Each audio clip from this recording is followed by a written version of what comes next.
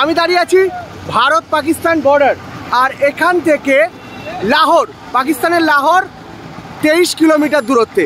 এই India Pakistan border, আর এই হচ্ছে গ্র্যান্ড রোড। এই সেই গ্র্যান্ড রোড যেটা শের শাহ তৈরি করেছিল। দেখতেই পাচ্ছ 1 কিলোমিটার দূরেই হচ্ছে ইন্ডিয়া পাকিস্তান বর্ডার, এবং তোমাদেরকে নিয়ে যাচ্ছি সেই আটারি বর্ডারে। তো আমার সাথে চলো এবং ভিডিওটা ঠিকঠাক করে সম্পূর্ণ ভিডিওটা দেখতে থাকো। বন্ধুরা, চলে এসেছি একদম যে জায়গাটায় অপেক্ষায় ছিলাম, ভারত পাকিস্তান বর্ডার, আটারি বর্ডারের কাছে। এখান থেকে সরাসরি দিল্লি চলে যাওয়া যায়। দিল্লি এখান থেকে হচ্ছে 491 kilometre, Pathankot 137 kilometre, Amritsar 32 kilometre. আর আমি রয়েছি একদম গ্র্যান্ড ট্র্যাঙ্ক রোড, যেটা শের শাহ সৃষ্টি করেছিল।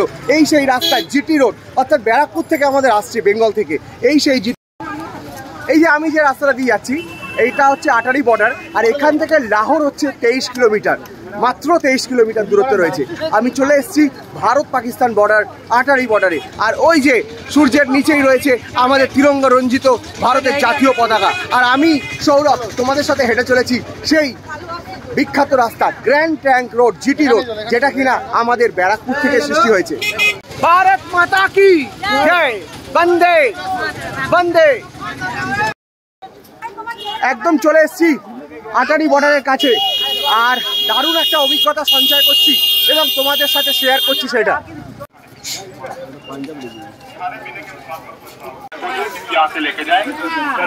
নিজেকে এত গর্বিত লাগে, এর কারণ একটাই, আমি একজন ভারতীয়, আই এম ইন্ডিয়ান।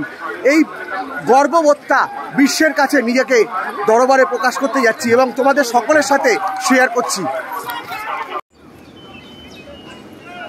চেকিং পয়েন্টে চলে এসেছি, এখানে চেকিং হবে, তারপরে আমরা ভেতরে প্রবেশ করতে পারবো। এই এখানে চেকিং চলছে। চলে আসলাম আটারি বর্ডারে, এবার ভেতরে প্রবেশ করছি, তোমাদের সাথে সেটাই শেয়ার করবো।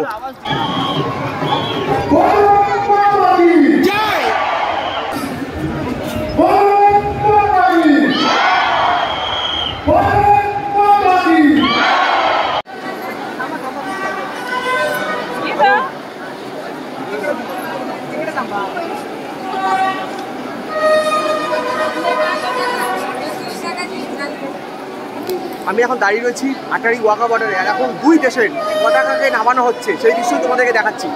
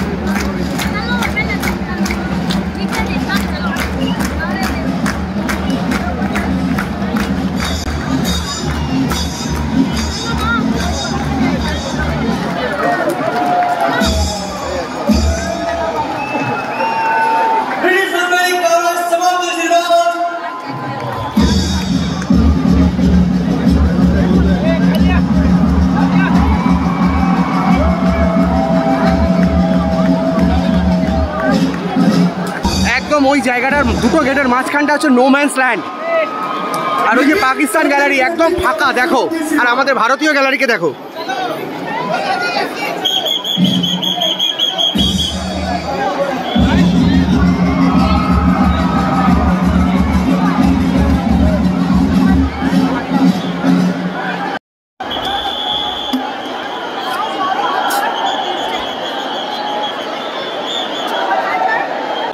ওই যে ওই রাস্তা থেকে মাত্র 23 কিলোমিটার দূরে গেলেই হচ্ছে লাহোর, পাকিস্তানের।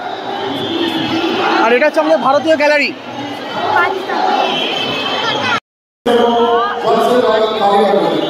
তো বন্ধুরা, তোমাদেরকে ভারত পাকিস্তান আটারি বর্ডার থেকে এই দৃশ্যটা দেখালাম, কেমন লাগলো সেটা কিন্তু অবশ্যই কিন্তু কমেন্ট করে জানিও।